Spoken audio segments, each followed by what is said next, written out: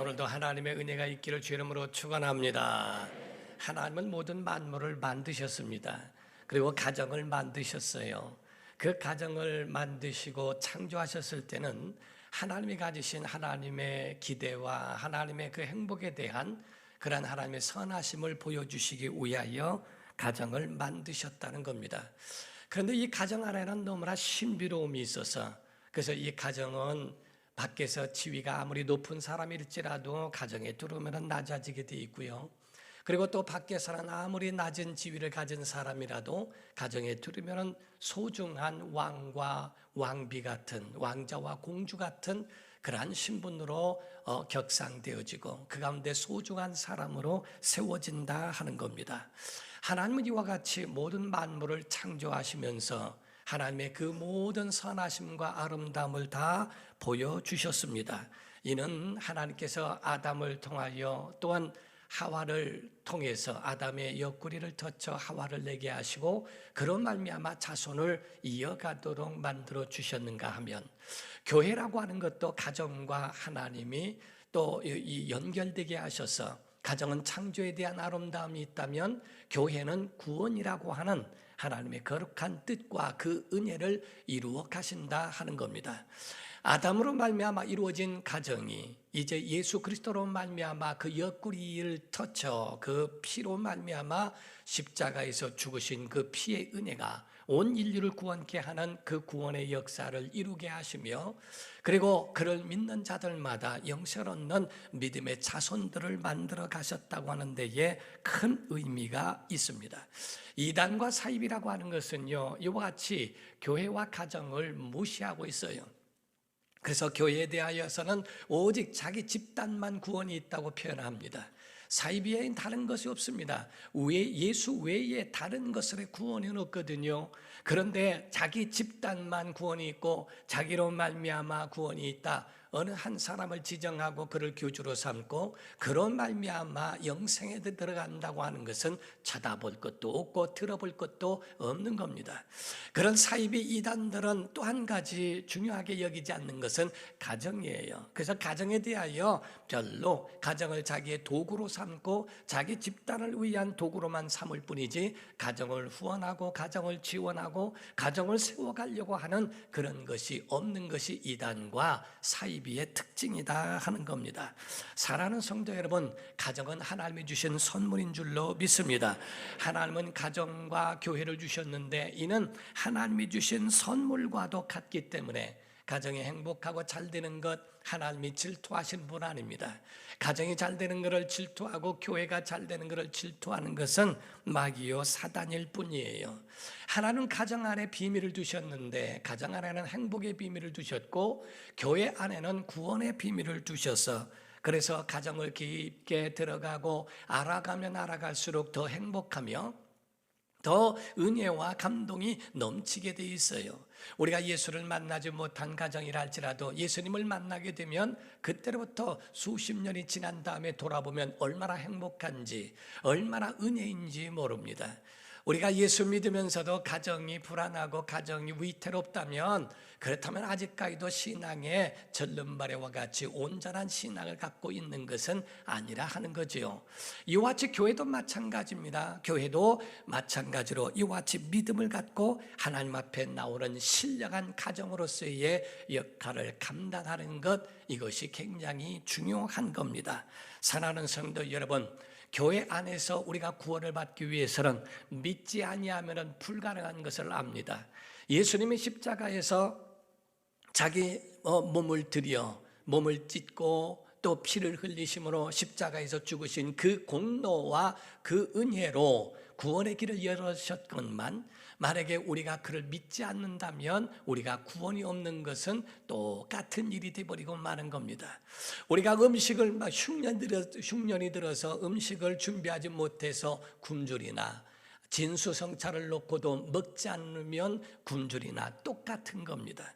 그러므로 인하여 우리가 하나님이 우리에게 구원의 길을 열으셨다 할지라도 우리가 믿지 않으면 불가능한 것처럼 가정도 마찬가지로 하나님께서 우리에게 행복의 열쇠를 주셨지만은 노력하지 않으면 행복할 수 없다는 거죠.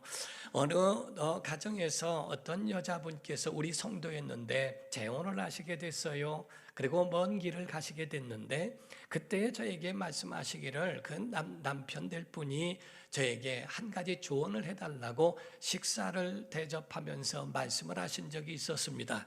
저는 그분에게 딱 한마디, 여러 말을 해봐야 다 이해될 수도 없고 여러 말을 해봐도 기억에 남지 못하기 때문에 딱 한마디만 했습니다. 부부는 오직 행복하기 위해서는 부부라고 하는 것은 서로가 노력해야 합니다라고 말을 했어요.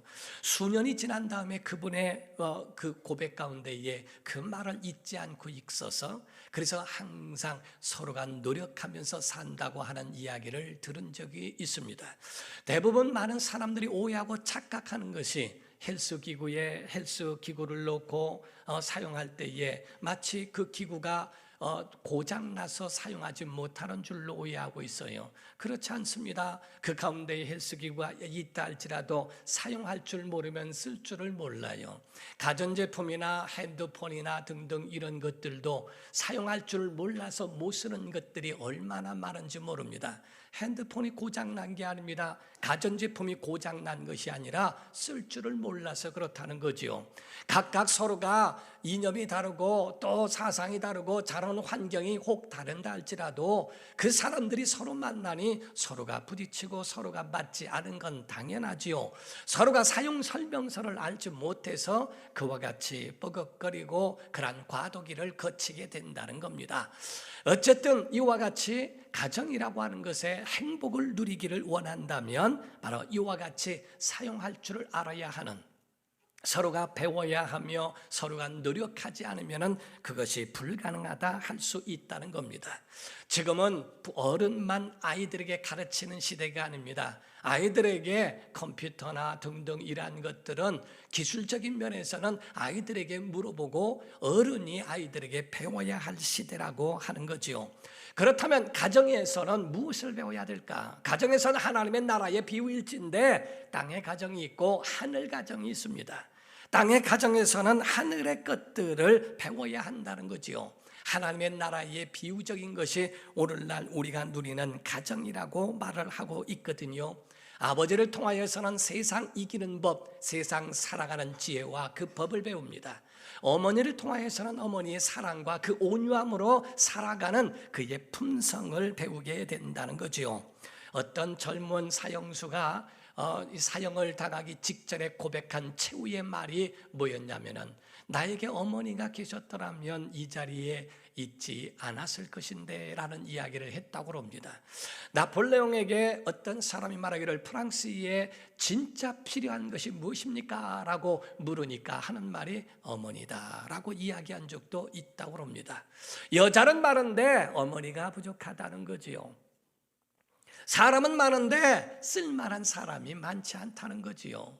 아비는 있는데 정말 그 아버지의 참 아비가 과연 있을까? 성경의 고린도전서 4장 15절에 보면 그리스도 안에서, 교회 안에서란 말이죠. 일만 스석은 있어도 가르치려고 하고 조직으로 너 잘못됐어 뭐해서 지적은 하고 그들에게 그런 조직적으로 움직이는 건 할 수 있는데 아버지는 많지 아니하니 그리스도 예수 안에서 내가 복음으로써 너희를 낳았음이니라 라고 말하고 있습니다.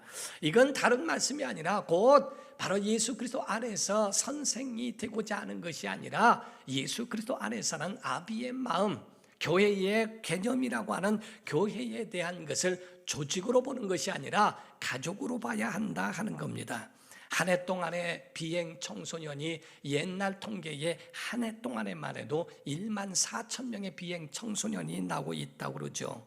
이와 같은 곳에서 왜 그럴까? 가정과 이런 부분에 있어서 자기의 위치와 역할을 감당하지 못한 데 문제가 있다고 하는 겁니다. 아멘 해봅시다. 우리 신앙인들은 지켜야 할 것들이 있는데 믿음을 지켜야 합니다. 마음을 지켜야 합니다. 계명을 지켜야 하고요. 우리에게 주신 복을 지켜야 할 줄로 믿습니다. 시편에 보면 복 있는 사람은 이란 말씀이 있거든요. 복 있는 사람은 누구냐? 그 복을 하나님이 우리에게 주셨는데 그 복을 지키기 위해서는 악인의 꾀를 쫓지 아니하고 죄인의 길에 서지 아니하고 오만한 자들의 자리에 앉지 아니하고 라고 되어 있어요. 왜냐하면 하나님이 우리에게 이미 주신 복이라도 지키지 않으면, 악인과 함께하면 복이 새나가게 돼 있고, 죄인의 길에 서게 되면 벌써 다 새나갑니다. 오만한 자리에 앉아 그들과 함께 라이프 스타일이 되어 그의 삶이 되어버리면 똑같이 그의 받은 은혜요 복이라 할지라도 다 그게 새 나갈 수밖에 없다는 것을 말합니다. 그러므로 우리가 지켜야 할 것 가운데에 잠언서는 말합니다. 4장 23절에 말하기를 무릇 모든 지킬 만한 것 중에 더욱 내 마음을 지키라. 생명의 근원이 이에서 남이니라 라고 말씀을 합니다. 사랑하는 성도 여러분, 가정에는 하나님의 언약이 있는 줄로 믿습니다. 그러므로 가정에는 하나님의 언약이 있고요, 가정의 자녀들은 부모를 닮아가고 있다는 것을 여러분이 아십니까? 가정에서는 믿음을 가르쳐야 합니다. 왜 우리가 하나님을 섬겨야 하는지, 우리는 어디서 왔으며 무엇을 하다가 어디로 가는지, 하나님의 계명이 무엇이어서 하나님이 원하시는 것은 무엇이고 원치 않는 것들은 무엇인가, 복된 길에 가고자 한다면 너희가 어떻게 가야 될 것인가에 대하여 그 길을 일러주는 것이 그게 가정의 일 아닙니까? 가정의 자녀들이 세상 살아가는 방법을 알게 하고 사람과의 관계와 관계 속에서 어떻게 이끌어가며 어떻게 그거를 처신해가면서 살아가야 하는지에 대하여 알아야 한다는 거지요. 오늘 본문 말씀은 한 가정의 이야기입니다. 룻기라고 하는 것은 룻이 주인공이라고 하는 거죠.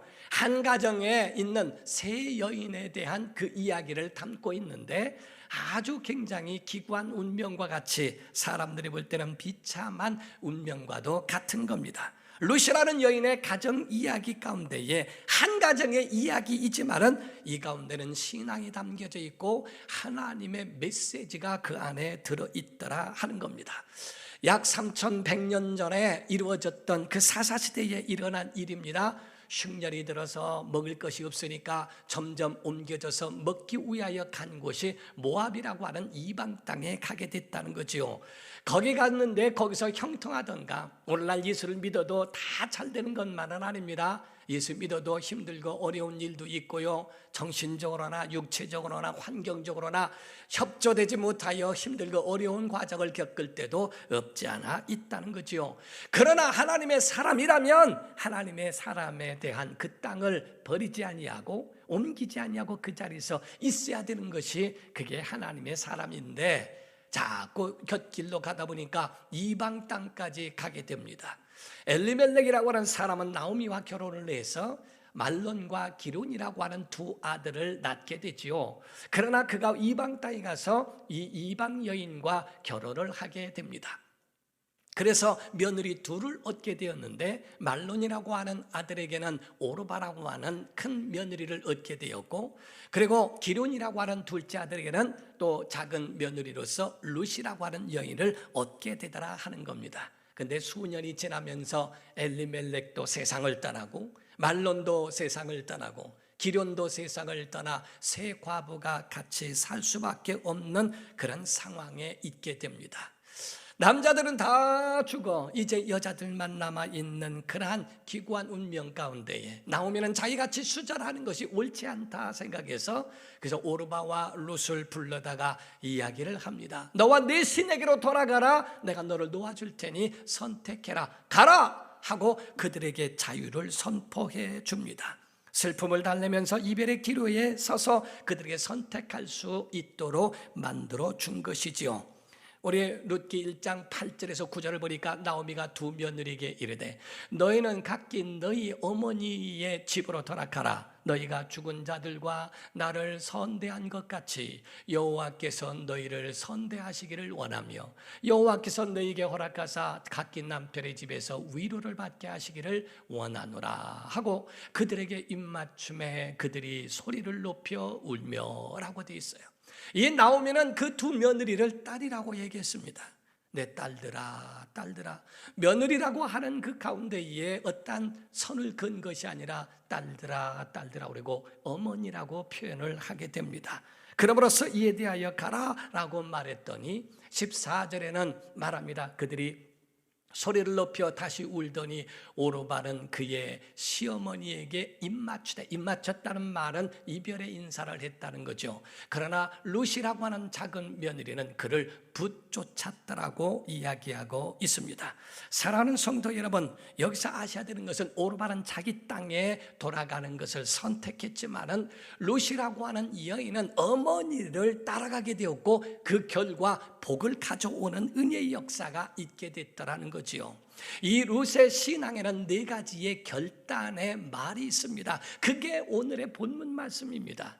그 가운데에 이 4가지의 은혜의 선포, 자기의 결단에 대하여 말하고 있는데 첫 번째로서는 어머니의 꿈을 함께 가졌다는 겁니다. 어머니의 꿈이 곧 나의 꿈입니다 하는 말입니다.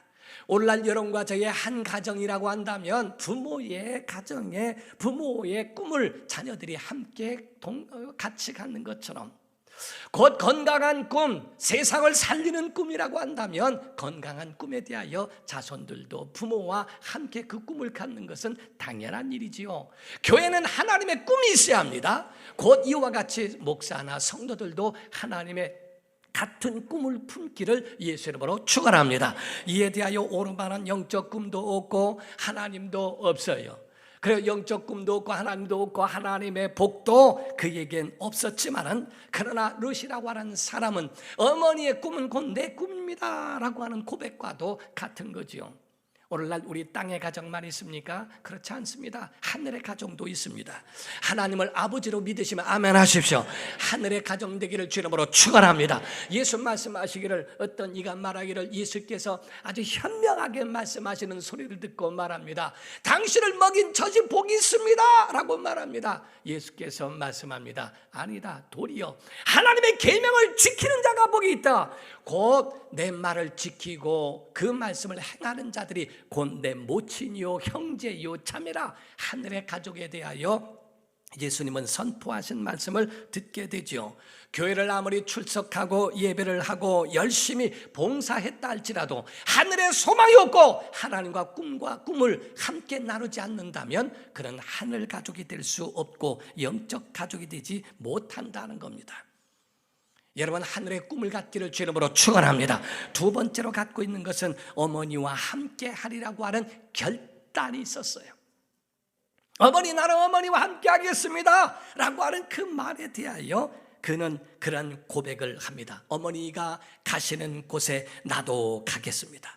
강조한 것은 고통도 함께 하겠습니다. 행복도 함께 하겠습니다. 어느 때든지 같이 하겠다라고 하는 고백을 합니다. 15절부터 17절을 보면 나오미가 또 이르되 보라, 내 동서는 그의 백성과 그의 신들에게로 돌아가나니 너도 너의 동서를 따라 돌아가라 하니 룻이 이르되 내게 어머니를 떠나며 어머니를 따르지 말고 돌아가라 강권하지 마옵소서. 어머니께서 첫 번째 말이죠. 어머니께서 가시는 곳에 나도 가고 어머니께서 머무시는 곳에서 나도 머물겠나이다. 어머니의 백성이 나의 백성이 되고 어머니의 하나님이 나의 하나님이 되시라니. 두 번째로 하나님에 대한 말씀을 했어요. 어머니께서 죽으시는 곳에서 나도 죽어 거기 묻힐 것이라.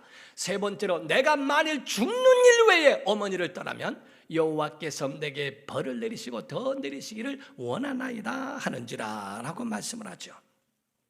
어머니, 내가 어머니를 넘어서지 않겠습니다. 내가 어머니를 밟지 않겠습니다. 내가 어머니를 외롭게 두지 않겠습니다. 어머니가 가는 곳에 나도 가겠습니다. 결단을 한 거죠. 시골에 소싸움이 있었다고 그래요. 시골에서 소싸움을 하고 있는데 어느 소가 소끼리 싸워가지고 결승해서 이겼어요. 그때 주인이 너무 좋아서 막 그 가운데에 펄펄 뛰며 좋아하는데 그 군중들은 그를 축하해주고 막 모여들다가 이 주인이 넘어졌습니다. 막 소가 밀리고 하는 그 가운데 있는데 그 소는 그 밀리는 과정에 있으면서도 절대로 넘어진 자기 주인을 밟지 않더라는 겁니다. 짐승도 자기의 주인에 대하여 그쪽으로 밀려가는데도 자기 주인을 보호하고 그 가운데 저는 어렸을 적에 호랑이, 어떤 시골에서 호랑이가 내려와서 밭에서 농사를 짓고 있는데 호랑이가 그 주인을 공격하려는 걸 보고 소가 대들어서 자기의 주인을 자기 다리 밑에다가 끼고 그 가운데 속아 보호했던 이야기를 들은 적이 있어요. 하나님, 정말 내가 다시는 또한 하나님의 은총 가운데서 어머니를 밟지 않으며 리더를 밟지 않으며 그 가운데에 내가 바로 이와 같이 믿음으로 살아가는 그 삶으로 살아가겠다고 하는 그런 믿음의 고백을 했어요. 세 번째, 그의 신앙적 결단입니다. 그런 하나님에 대한 결단을 그 속에 가진 겁니다. 아까 말씀드린 것처럼 어머니의 하나님이 곧 나의 하나님이 되실 겁니다 라고 그에 대한 신앙의 고백을 그가 하게 되는 거죠. 사랑하는 성도 여러분, 믿음은 보여주는 겁니다. 우리가 가르친다고 하는 건 보여주는 겁니다. 많은 사람들은 가르친다고 하는 것은 지식으로 갖고 그거를 다 가르치면서 얘기해주고 폼 잡고 고상한 말로 그 사람들에게 가지고 있는 선생의 위치에 있어서 말하는 그러한 것 같이 여기는 사람들이 얼마나 많은지 몰라요. 신앙이라고 하는 그런 말로 하는 게 아니라 모습으로, 얼굴로, 삶으로 그의 모든 죽음까지라도 그것을 보여주는 것을 가르쳐 말하는 거죠. 롯은 어머니를 봤어요. 어머니는 그간 얼마나 많은 고생과 우여곡절이 있었습니까? 자기 남편을 잃었고 두 아들을 잃었습니다. 그 가운데 좌절하지 않는 모습, 교만하지 않는 모습, 힘들고 어려운 가운데도 다 극복했던 신앙으로 살아왔던 그 모습, 남편은 죽었지만 하나님은 살아계시구나. 두 아들은 잃었었지만은 그러나 절대로 하나님을 잃어서는 안 되는구나 라고 하는 것을 어머니의 삶과 그 모습에서 그거를 배웠다는 거죠. 오늘날 우리가 자녀들에게 믿음을 보여줄 수 있는가? 오늘날 믿음에 대하여 너 교회 가라, 예배 참여해라, 뭐를 해라 말은 할 수 있어도 실제적 예배 성공자가 되며 예배에 하나님을 높이며 참다운 예배다운 예배를 직접적으로 자손들에게 보여주고 있는가? 오늘날 가르치는 부분에 있어서는 말로 지적질은 하더라도 실제적으로 그 믿음을 보여주는 사람이 얼마나 있는가? 자기의 멋대로 자기의 감정대로 표현하고 자기가 가지고 있는 그대로 살아가는 사람들이 너무 많습니다. 자녀들은 이걸 보고 배우는 거예요. 저렇게 힘들고 어려울 땐 안 해도 되는구나. 기도 안 해도 되는구나. 좌절할 때도 있겠구나. 하나님 버려도 될까? 각각 부모의 모습에서 자손들의 모습들도 나올 수 있다는 걸 아십니까? 그러므로 성경은 우리에게 지금 나오미의 모습에 룻이라고 하는 사람은 바로 믿음을 배웠기 때문에 신앙에 대한 고백을 그에게 하고 있다 하는 거죠. 네 번째에 가지고 있는 그의 고백은 생사에 대한 결심의 믿음의 고백이 들어있었다 하는 겁니다. 그 가운데 뭐라고 합니까? 내가 죽는 일 외에는 당신을 떠나지 않겠습니다. 여러분, 땅의 가족은요, 죽는 일 외에는 가족을 떠나는 일이 없어요. 우린 하나님과 떠나는 일이 있어서는 안 됩니다. 어떠한 상황과 어떠한 환경이 우리에게 온다 할지라도 신령한 가족, 하늘의 가족, 신령한 가족이라고 한다면 이 땅의 가족도 죽는 일 외에는 내가 어머니를 떠나지 않겠다고 그러한 고백을 하는 것인데, 우리가 과연 툭하면 하나님을 떠나고 툭하면 하나님 앞에 원망하고 하는 연약한 믿음에서 벗어나야 하는 것이 우리의 믿음이에요. 우리 전혀 어떤 환경에도 유동함이 있어서는 안 된다는 겁니다. 여러분, 교회는 신령한 가족인 줄 믿습니다. 여러분, 신령한 가족 가운데에 함께 하나님이 세워주신 여러분의 모든 삶 속에서 모든 사람들의 아픔이 내 아픔이 되어야 하고, 성도들의 눈물이 우리의 눈물이 되어야 하고, 성도들의 기쁨이 우리의 기쁨이 되기를 주 이름으로 축원합니다. 우리의 눈이 있고 코가 있고 우리의 손발이 다 있습니다. 어느 한 아프면은 입에서 라는 소리와 함께 그 고통을 온몸이 다 같이 나누지 않습니까? 이와 같이 우리의 온몸이 다 하나를 이루고 있는 것처럼 교회라고 하는 곳에서는 이와 같이 하나님의 은총과 그 은혜를 나누고 있는 신령한 가족이요 하늘의 가족이라는 것을 말하고 있어요. 땅에 있는 가족을 통하여서도 모두가 영과 혼과 육을 위하여 사랑할 줄 알고 받들을 줄 아는 것처럼 우리 하늘의 가족을 위하여 영생에 들어가기 위하여 자기 영혼을 정말 지킬 줄 알며 복을 지키고 계명을 지켜 나갈 수 있는 우리 복의 사람 되기를 예수 이름으로 축원합니다. 엘리야는 경고하기를 너희가 어찌하여 이 두 사이에서 머뭇머뭇거리고 있느냐라고 이야기한 적이 있습니다. 열왕기상 18장 21절에 엘리야가 모든 백성에게 가까이 나아가 이르되 너희가 어느 때까지 둘 사이에서, 다시 말하면 하나님과 바알이라고 하는 우상 앞에서란 말입니다, 머뭇머뭇하려느냐. 여호와가 만일 하나님이면 그를 따르고 바알이 만일 하나님이면 그를 따를지니라 하니 백성이 말 한마디도 대답하지 아니하는지라.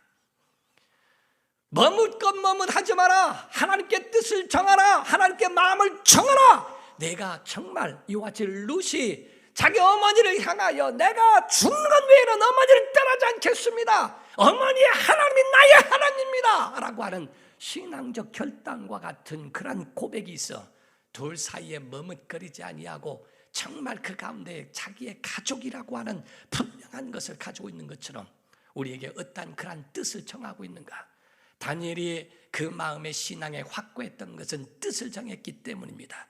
다니엘서 1장에 보게 되면 8절에서 9절입니다. 다니엘은 뜻을 정하여 왕의 음식과 우상에 올려오거든요.